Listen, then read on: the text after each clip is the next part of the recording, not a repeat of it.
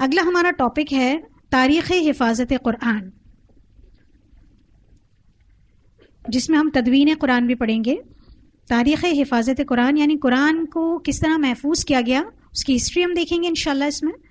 اور تدوین قرآن، تدوین کا معنی ہوتا ہے ترتیب دینا۔ حفاظت قرآن کی تاریخ میں تدوین قرآن بھی آتا ہے کہ قرآن کو کس طرح ترتیب دیا گیا۔ اس ضمن میں ایک بات آپ کو ضرور ذہن نشین رکھنی ہے، ایک بات آپ کو ضرور یاد رکھنی ہے کہ قرآن پاک کی نزولی ترتیب کچھ اور ہے اور کتابی ترتیب کچھ اور ہے۔ کیا کہا میں نے؟ کہ قرآن پاک کی نزولی ترتیب، قرآن نازل کس کس ترتیب سے ہوا ہے وہ ترتیب بالکل مختلف ہے، اور کتابی ترتیب بالکل مختلف ہے۔ قرآن پاک کی سب سے پہلی وحی سورۃ العلق، جو کہ آپ کو کہاں پر ملتی ہے ترتیب میں؟ آخری پارے میں ملتی ہے، غالباً سورہ نمبر 96 ہے۔ اور جب آپ قرآن پاک کھولتے ہیں تو سب سے پہلی سورہ آپ کو کون سی ملتی ہے؟ سورۃ الفاتحہ۔ تو ترتیبی اور نزولی یعنی قرآن کی جو کتابی ترتیب ہے وہ اور نزولی ترتیب ہے، دونوں مختلف ہیں۔ تو یہ بات آپ کے ذہن میں آپ کو یاد رکھنی ہے۔ تاریخ حفاظت قرآن کے موضوع پر جو یہ گفتگو ہمارے پیش نظر ہے، جس میں یہ بتایا جائے گا، یعنی اس میں ہم کیا ڈسکس کریں گے یہ جاننا ضروری ہے۔ تو اس میں ہم ڈسکس کریں گے کہ آپ صلی اللہ علیہ وسلم اور آپ صلی اللہ علیہ وسلم کے بعد کے زمانوں میں قرآن کریم کی حفاظت کس طرح کی گئی۔ اب قرآن کریم کوئی لکھا ہوا تو نازل نہیں ہوتا تھا، تو کس طرح آپ صلی اللہ علیہ وسلم کے دور میں اور آپ کے بعد کے زمانوں میں قرآن کریم کی حفاظت کس طرح کی گئی، اسے کس طرح لکھا گیا، یہ کوششیں کتنے مراحل سے گزری ہیں، یہ جو جمع کرنے کی، لکھنے کی، تدوین کی کوششیں کتنے مراحل پر ہیں، کتنے مراحل سے گزری ہیں۔ نیز اس سلسلے میں غیر مسلموں اور ملحدوں یعنی جو الحاد کرتے ہیں، دہری ہوتے ہیں، ان کی طرف سے جو شکوک و شبہات آتے ہیں، اس سلسلے میں غیر مسلموں اور ملحدوں یعنی دہریوں کی طرف سے جو شکوک و شبہات آتے ہیں یا شکوک و شبہات پیدا کرنے کی کوشش کی جاتی ہے، ان تمام باتوں کا انشاءاللہ مکمل اور تسلی بخش جواب دیا جائے گا۔ دیکھیے، جو میں نے شروع میں آپ سے بات کی نا کہ نزولی ترتیب اور کتابی ترتیب دو مختلف ہیں، جس پر بہت سارے ملحدین اور مشرکین اعتراض کرتے ہیں، جس کا جواب ایک سادہ لو مسلمان کے پاس نہیں ہوتا، وہ کنفیوز ہو جاتا ہے۔ اور چونکہ ہم قرآن پاک سے دور ہوتے گئے ہیں، اس وجہ سے ہمیں پتہ نہیں کہ قرآن پاک کو جمع کس طرح کیا گیا۔ ایک کتاب جو 23 سال کے عرصے میں نازل ہوئی ہے، اس کو کس طرح محفوظ کیا گیا، یہ جاننا ایک مسلمان کے لیے اتنا ہی ضروری ہے جتنا اس کا قرآن پڑھنا، تاکہ وہ ان تمام مشرکین، تمام ملحدین، تمام اعتراضات کرنے والے لوگوں کو وہ دلائل کے ساتھ پختہ ذہن کے ساتھ جواب دے سکے۔ اگر ہمارے اپنے جوابوں میں جھول ہوگا تو ہم کیسے ان کو اس بات پر لا سکیں گے؟ ہو سکتا ہے کہ ہمارے جواب کو سن کر وہ دین اسلام کی طرف آ جائیں۔ اس لیے بھی اس علم کا حاصل کرنا ہم سب کے لیے بہت ضروری ہے کہ قرآن کی حفاظت کیسے کی گئی، اس کی تدوین کیسے کی گئی، اس کو جمع کیسے کیا گیا، اس کو لکھا کیسے گیا، اور اس کو کیسے ایک مصحفی شکل میں لایا گیا۔ تو تدوین کا معنی میں نے آپ کو بتایا ترتیب دینا۔ اس علم سے مراد یہ ہے کہ وہ کون کون سے مراحل ہیں جن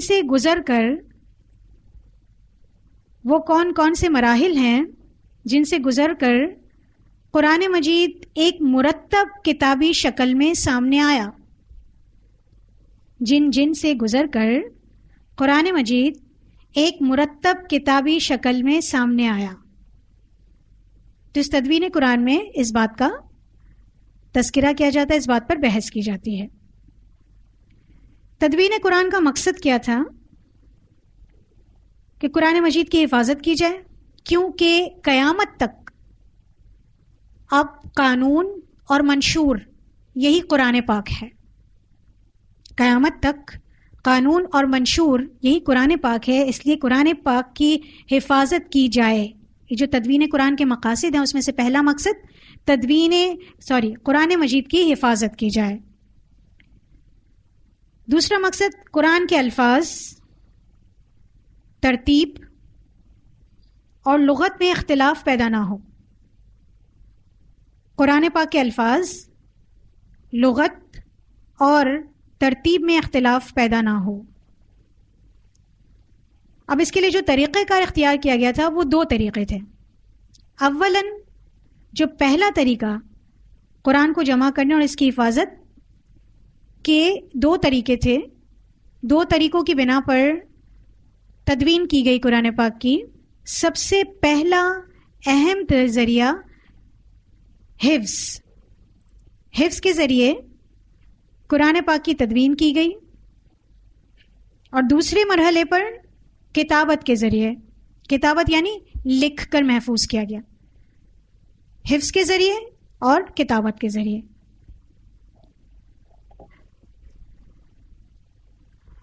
تو یہ قرآن پاک کی تدوین جو حفظ اور کتابت کے ذریعے ہوئی، اللہ کے رسول صلی اللہ علیہ وسلم کے زمانے سے ہی شروع ہو چکی ہے. تو ہم پہلے مرحلے میں جو آپ صلی اللہ علیہ وسلم کے دور میں تدوین قرآن ہوا وہ پڑھیں گے انشاءاللہ. پہلا مرحلہ ہے آپ صلی اللہ علیہ وسلم کے زمانے میں حفاظت قرآن. یہ بات میں پھر سے کہوں گی کہ قرآن کریم چونکہ ایک ہی دفعہ پورا کا پورا نازل نہیں ہوا، بلکہ اس کی مختلف آیات، صورتیں ضرورت اور حالات کی مناسبت سے نازل کی جاتی رہیں، لہٰذا عہد رسالت میں یہ ممکن نہ تھا کہ شروع سے ہی اسے کتابی شکل میں لکھ کر محفوظ کر لیا جائے. اگر اس کو کتابی شکل میں لکھ کر ایک ہی کتاب میں لکھ کر محفوظ کر لیا جاتا تو اس کی پڑھنے کی ترتیب بھی یہی ہو جاتی.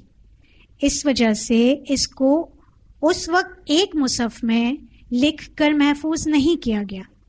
یہ میں کس وقت کی بات کر رہی ہوں؟ جب نزول وحی ہو رہا تھا، جب اللہ کے رسول صلی اللہ علیہ وسلم پر حکمتاً قرآن پاک کی آیات نازل ہو رہی تھی. کیونکہ جس ترتیب میں محفوظ کرنا تھا، دراصل جس ترتیب میں لوح محفوظ میں لکھا ہوا تھا یہ قرآن پاک، اور جس ترتیب سے امت کے حوالے کرنا تھا، اس ترتیب سے ابھی آیات مکمل نہیں ہوئی تھی. آپ سب جانتے ہیں کہ سب سے آخر میں آیت نازل ہونے والی کون سی ہے؟ الیوم اکملت لکم دینکم. یہ کس میں آتی ہے؟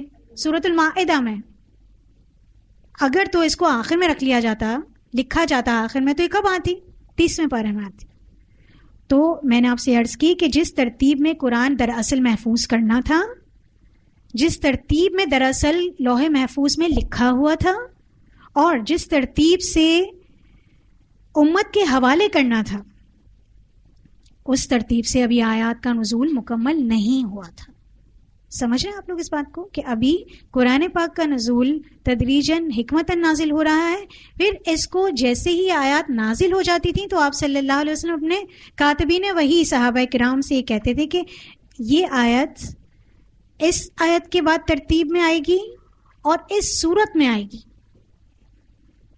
یہ آپ صلی اللہ علیہ وسلم کاتبین وحی کو بتا دیا کرتے تھے. ایک تو نزولی ترتیب تھی اور ایک کتابی ترتیب آپ صلی اللہ علیہ وسلم نے اپنے کاتبین وحی صحابہ کرام کو بتا دی تھی. چونکہ یہ اللہ کی طرف سے آخری ضابطۂ قانون تھا، لہٰذا اس کی حفاظت کا ذمہ خود اللہ نے لیا. اگر کوئی اس بارے میں اعتراض کرتا بھی ہے کہ قرآن کی نزولی ترتیب اور پڑھنے کی ترتیب مختلف ہے تو کرتا رہے باتیں. قرآن پاک کی حفاظت کا ذمہ خود اللہ نے لیا ہے، جس کا ذکر کس میں آتا ہے؟ سورۃ الحجر میں، کہ ہم نے اس قرآن کو نازل کیا ہے اور ہم ہی اس کی حفاظت کرنے والے ہیں. اسی وجہ سے قرآن پاک کا حفاظت کا، تدوین کا پہلا ذریعہ جو میں نے آپ کو لکھا ہے وہ کیا تھا؟ حفظ. اللہ نے جو حفاظت کا ذریعہ کیا، اس ضمن میں اللہ کے رسول صلی اللہ علیہ وسلم نے اللہ تعالیٰ کے اس مشن کو کمپلیٹ کرنے کے لیے خود حفظ کیا. اس کو اللہ تعالیٰ نے خود حفظ کروایا اللہ کے رسول صلی اللہ علیہ وسلم کو، اور صحابہ کرام نے حفظ کیا. یہ سینوں میں محفوظ ہوا مسلمانوں کے. دیکھیے کتابیں پوری دنیا میں اگر جلائی بھی جائیں نا تو دلوں میں جو قرآن پاک آج تک محفوظ ہے نا، وہ اگر حفاظ کرام سے لکھوایا جائے نا قرآن پاک تو بعین ہی ویسا ہی ترتیباً لکھا جائے گا جیسے لوح محفوظ میں ہے. کیوں؟ کیونکہ اس کی حفاظت کے ضامن کون ہے؟ اللہ تعالیٰ ہے. یہ عقیدہ ہمارا اتنا پختہ ہونا چاہیے، اور ہمارا ہے الحمدللہ، لیکن اس بارے میں علمی طور پر بھی ہمیں پختہ ہونا چاہیے کہ یہ 23 سال کے عرصے میں نازل ہونے کے باوجود بیان نہیں، جیسا لوح محفوظ میں لکھا ہوا ہے ویسا ہی ہمارے ہاتھوں میں ہے، ویسا ہی حفاظ کے سینوں میں ہے۔ اسی کی ایک چھوٹی سی شکل آپ کو حفظ کے سیشن میں کروائی جاتی ہے کہ اتنی بڑی سعادت ہے کہ انسان اللہ تعالیٰ کے مشن کا حصہ بن جاتا ہے۔ اس کام کی حفاظت کا ذمہ اللہ کا ہے، تو جو شخص اس حفظ کو اپنی زندگی میں لاتا ہے تو کس کے مشن کا حصہ بن گیا؟ اللہ تعالیٰ کے، تو وہ اللہ تعالیٰ کا جند بن جاتا ہے۔ الحمدللہ۔ تو اللہ تعالیٰ کی اس منشا کو پورا کرنے کے لیے حفاظ کے ذریعے سے اس کام کو پورا کیا گیا، اور اس وقت بھی کئی ہزاروں حافظ بلکہ لاکھوں کی تعداد میں حفاظ موجود ہیں، اور اس وقت یعنی صحابہ کرام کے دور میں بھی کئی ہزاروں کی تعداد میں صحابہ کرام جنہوں نے قرآن پاک کو حفظ کیا تھا۔ تو پہلا طریقہ حفظ ہے۔ ابتداء اسلام میں قرآن کی حفاظت کے لیے سب سے زیادہ زور حافظے پر دیا گیا۔ ابتداء میں جیسے ہی وحی نازل ہوتی، آپ صلی اللہ علیہ وسلم یاد کرنے کی غرض سے فوراً دہرانے لگتے تاکہ وہ اچھی طرح یاد ہو جائے۔ اس بات کو میں دوبارہ اس لیے دہرا رہی ہوں تاکہ ہم اس کو ترتیب سے پڑھ سکیں کہ ابتداء میں جیسے ہی وحی نازل ہونے لگتی تو آپ صلی اللہ علیہ وسلم تیزی سے پڑھنا شروع کر لیتے، جس کے لیے قرآن پاک میں آیت نازل ہوئی، لا تحرک بہ لسانک لتعجل بہ ان علینا جمعہ وقرآنہ۔ آپ صلی اللہ علیہ وسلم قرآن کو جلدی سے یاد کر لینے کے خیال سے اپنی زبان کو حرکت نہ دیجیے، کیونکہ اس قرآن کو جمع کرنا اور پڑھوانا تو ہم نے اپنے ذمے لے لیا ہے، یعنی حفاظت کرنا، اس کو پڑھانا، اس کو جمع کرنا، یہ سب کس کا کام ہے؟ یہ اللہ کے ذمے ہے۔ آپ کا کام صرف اور صرف پہنچا دینا ہے۔ قرآن پاک میں کیا تھا؟ وما علینا الا البلاغ، اس پر عمل کروانا، اس کو عمل میں لانا، اس کو محفوظ کروانا، سب کا سب کام اللہ کے ذمے ہے۔ یہ سورۃ القیامہ کی آیت نمبر 16 اور 17 تھی۔ اس طرح آپ صلی اللہ علیہ وسلم کا سینہ مبارک قرآن پاک کا سب سے محفوظ خزانہ قرار دیا گیا، یعنی قرآن پاک دنیا میں سب سے پہلے جہاں محفوظ ہوا وہ کون سی جگہ تھی؟ سینہ رسول صلی اللہ علیہ وسلم۔ پھر آپ صلی اللہ علیہ وسلم ہر سال جبرائیل امین کو رمضان میں قرآن سنایا کرتے تھے، یہ بھی ہم پڑھ چکے ہیں۔ اور جس سال آپ صلی اللہ علیہ وسلم کی وفات ہوئی، آپ صلی اللہ علیہ وسلم نے 2 مرتبہ جبرائیل امین کے ساتھ دور کیا تھا۔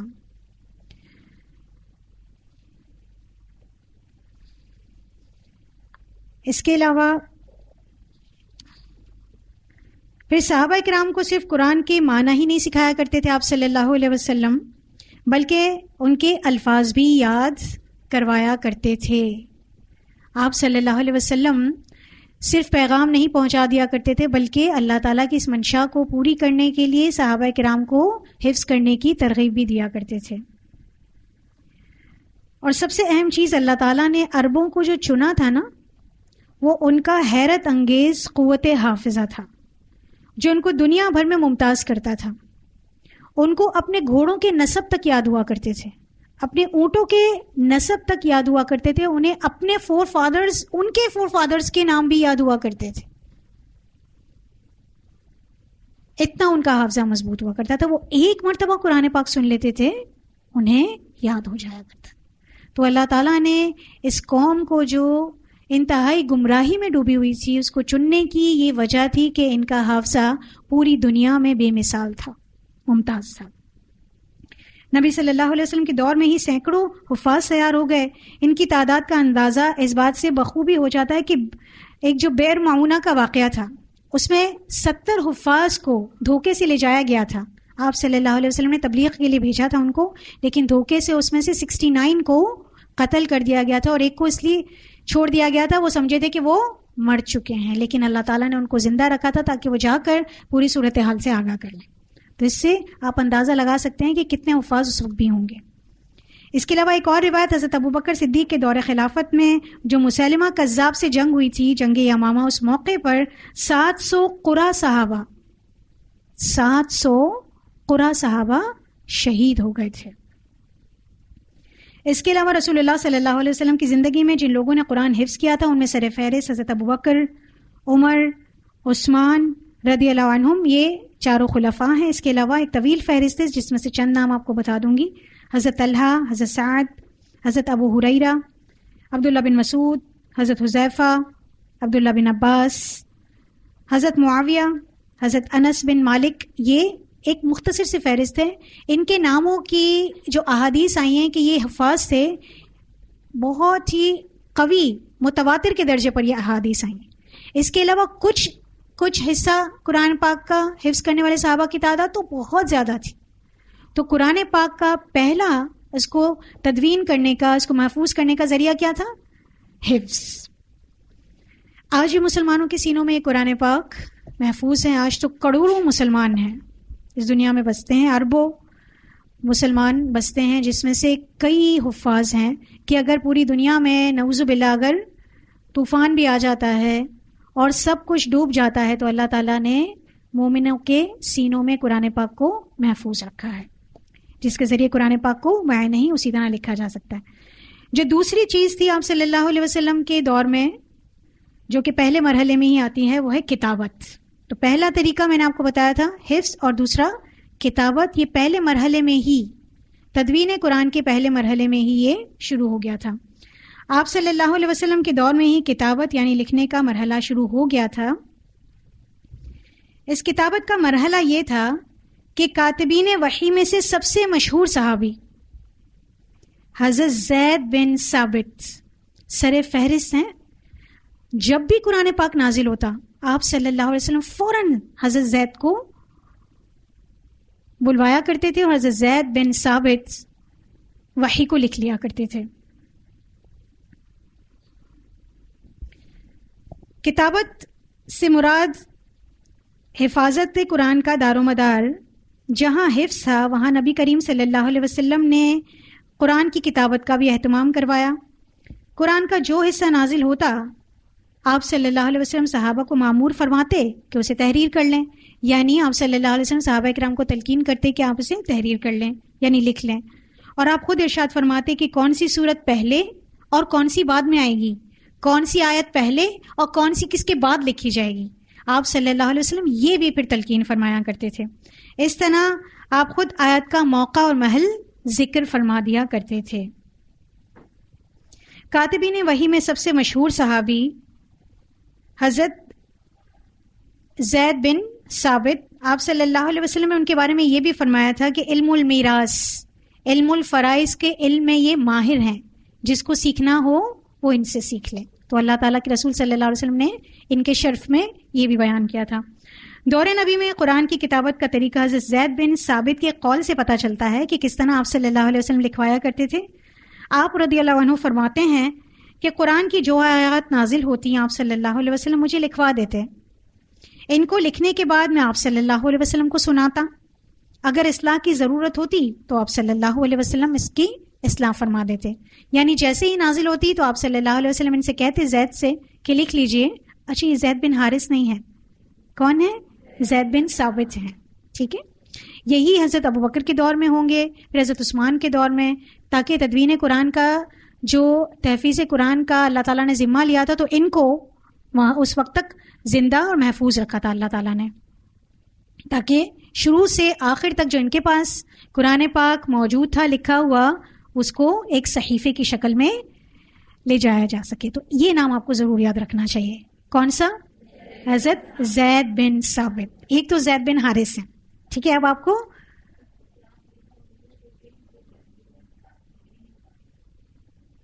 جی انشاءاللہ اس کو ہم پڑھیں گے کہ حضرت زید بن ثابت. دیکھیں صحابہ کرام کے دور میں تو لکھنے کا سلسلہ نہیں تھا نا، وہی لکھنے کا سلسلہ تو اللہ کے رسول صلی اللہ علیہ وسلم کے دور میں تھا. وہی نازل ہو رہی تھی اور پھر ختم ہو گئی اسی دور میں. تو کاتبین وحی میں یہ شامل تھے، سر فہرست تھے. اور بھی کاتبین وحی ہیں، ان کے بھی ہم انشاءاللہ آپ کو نام بتائیں گے. اور ان سارے سوالوں کے جوابات شروع میں نے آپ کو بتایا نا کہ کون کون سی چیزیں ذکر ہوں گی. آپ کے ذہن میں بہت سے سوالات ابھی اٹھ رہے ہوں گے، ان سب کے سوالوں کے جواب انشاءاللہ آپ کو ملیں گے. کیونکہ یہ موضوع، یہ ٹاپک اب مسلمانوں کے لیے اتنا انٹرسٹڈ نہیں رہا. اس کی وجہ یہ کہ مسلمانوں نے اپنی زندگی میں قرآن کو وہ اہمیت نہیں دی. لیکن آپ چونکہ یہاں پر آئے ہیں قرآن پاک سیکھنے کے لیے، تو آپ یقیناً اس بات کے خواہاں ہوں گے، خواہش مند ہوں گے کہ آپ کو پتہ چلے کہ کس طرح تدوین قرآن ہے. اور دیکھیں وہ چیزیں ہیں جو ہم پہلی دفعہ سن رہے ہیں. کاتبین وحی، جس وحی کو ہم پڑھتے رہے ساری عمر، اس میں سے ہو سکتا ہے نام پتہ بھی نہ ہو بہت سے لوگوں کو، لیکن اللہ کا شکر ہے کہ اللہ تعالیٰ نے ہمیں یہ علم عطا فرمایا. تو اللہ تعالیٰ کے رسول صلی اللہ علیہ وسلم جس طرح کتابت کیا کرتے تھے اس کو ہم سن رہے تھے کہ حضرت زید خود بتاتے ہیں کہ آپ صلی اللہ علیہ وسلم فرماتے ہیں کہ قرآن کی جو آیات نازل ہوتی آپ صلی اللہ علیہ وسلم مجھے لکھوا دیتے، ان کو لکھنے کے بعد میں آپ صلی اللہ علیہ وسلم کو سناتا، کیونکہ آپ صلی اللہ علیہ وسلم امی تھے، پڑھنا تو نہیں جانتے تھے. آپ ان سے کہتے تھے کہ آپ پڑھیے تو وہ پڑھتے تھے، سناتے تھے. اگر اصلاح کی ضرورت ہوتی تو آپ صلی اللہ علیہ وسلم اصلاح کر دیتے. پھر اس کے بعد اس لکھے ہوئے کو میں لوگوں کے سامنے لاتا، پھر آپ صلی اللہ علیہ وسلم لوگوں کو سکھا دیا کرتے تھے.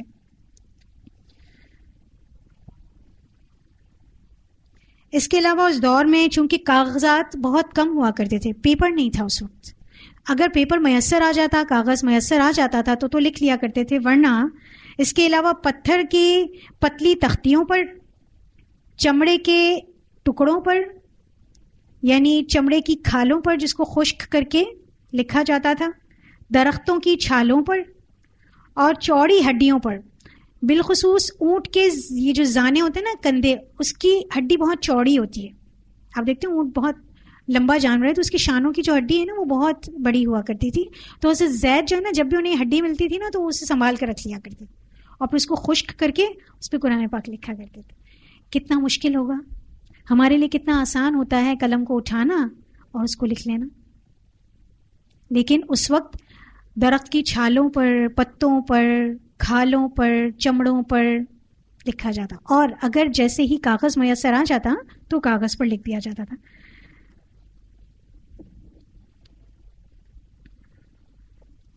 کتابت وحی کا کام صرف حضرت زید کے سپرد ہی نہ تھا، بلکہ آپ صلی اللہ علیہ وسلم نے صحابہ کرام کی کثیر تعداد کو بھی اس مقصد کے لیے مقرر کیا تھا.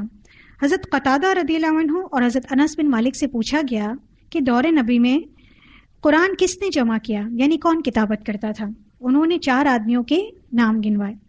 وہ چاروں انصاری تھے، ابی بن کعب، زید بن ثابت، معاذ بن جبل اور ابو زید. یہ 4 سر فہرست تھے. اس کے علاوہ بھی بہت سارے کاتبین وحی تھے. یہ 4 نام دوبارہ میں آپ کو بتا دیتی ہوں. ابی بن کعب، زید بن ثابت، معاذ بن جبل اور ابو زید. ان 4 کے علاوہ بھی مشہور کاتبین وحی تھے، جس میں حضرت ابو بکر، عمر، عثمان اور علی رضی اللہ عنہم، حضرت عبداللہ بن ابی سرح، زبیر بن عوام، خالد بن ولید، حضرت معاویہ بن ابو سفیان اور عمر بن العاص اور عبداللہ بن رواحہ. یہ بھی شامل تھے کاتبین وحی میں.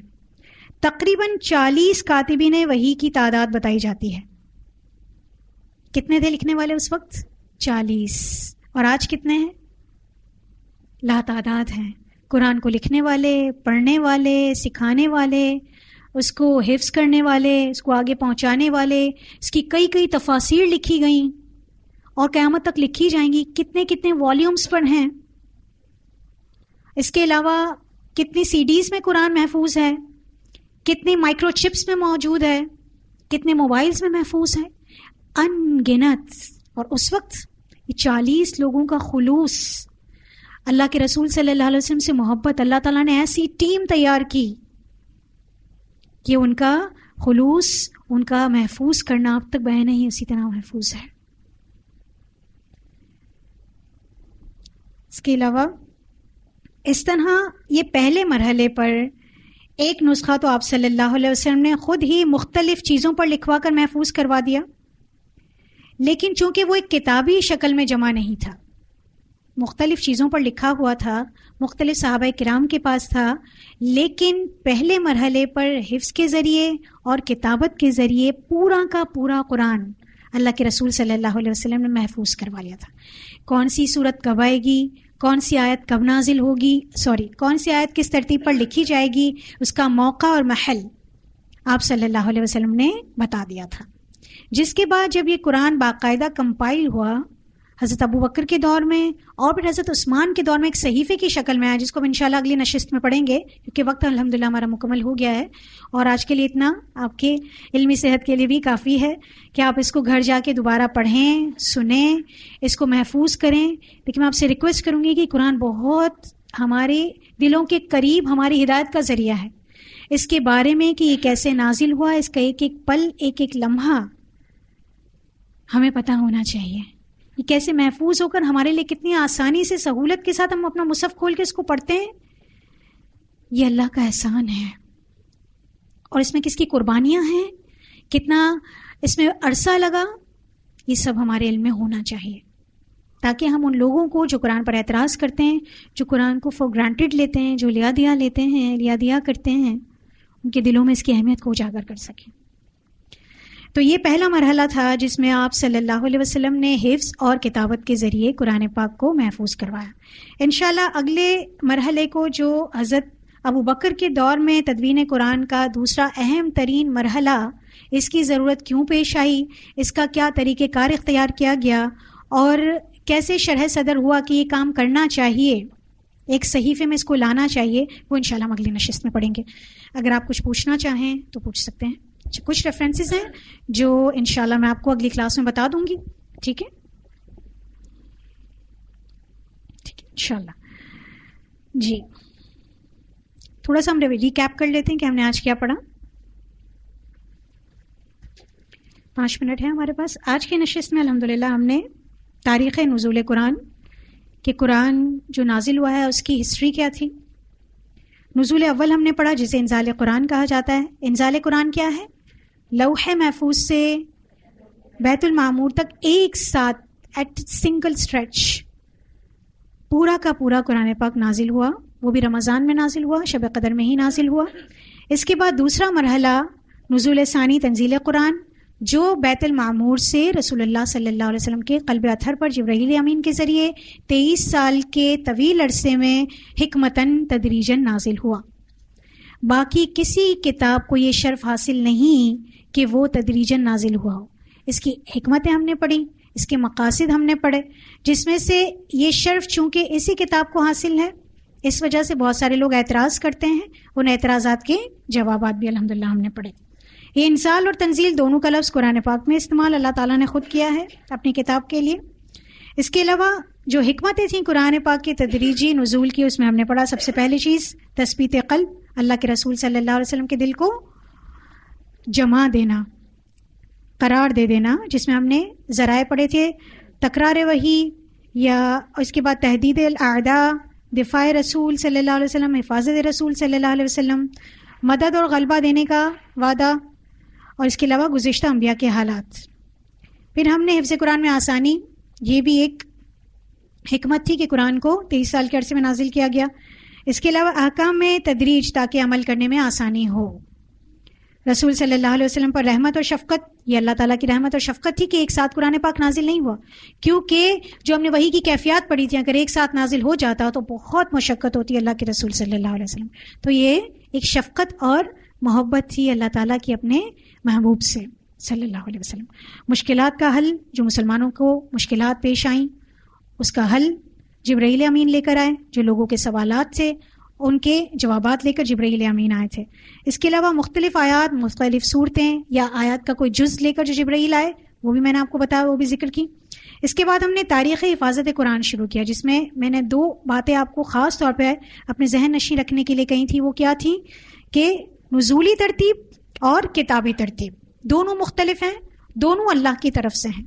نزول کس طرح کرنا ہے، ترتیب کس طرح رکھنی ہے، دونوں اللہ کی طرف سے ہیں، اور اس کا علم اللہ تعالیٰ نے اپنے رسول کو دیا اور اللہ کے رسول صلی اللہ علیہ وسلم نے صحابہ کرام کو دیا. پھر ہم نے تدوین قرآن کا مقصد پڑھا. تدوین کے معنی پہلے ہم نے پڑھے، ترتیب دینا. پھر ہم نے اس کا مقصد پڑھا کہ قرآن مجید کی حفاظت کی جائے اور قرآن کے الفاظ، ترتیب اور لغت میں اختلاف پیدا نہ ہو. پھر ہم نے طریقہ پڑھا کہ کس طرح تدوین کی گئی، کس طرح قرآن کی حفاظت کی گئی، جس میں سب سے پہلا اہم ذریعہ حفظ قرآن، جو کہ آج تک قائم و دائم ہے. دوسری چیز کتابت یعنی لکھنا، جو کہ آج بھی موجود ہے. پہلا مرحلہ تدوین قرآن کا ہم نے پڑھا. آپ صلی اللہ علیہ وسلم کے زمانے میں ہی حفاظت قرآن یعنی تدوین قرآن کا سلسلہ شروع ہو چکا تھا. جو لوگ یہ اعتراض کرتے ہیں کہ یہ صحابہ کرام نے اس کو جمع کرنا شروع کیا، صحابہ کرام نے اس کو ترتیب دی، یہ ان کا شرکی عقیدہ ہے. یہ نعوذ باللہ مسلمانوں کو بھٹکانے کے لیے کرتے ہیں، لیکن ہمارے پاس پروف ہونے چاہیے کہ کیسے ہم اس کو اس بات پر قائل کریں.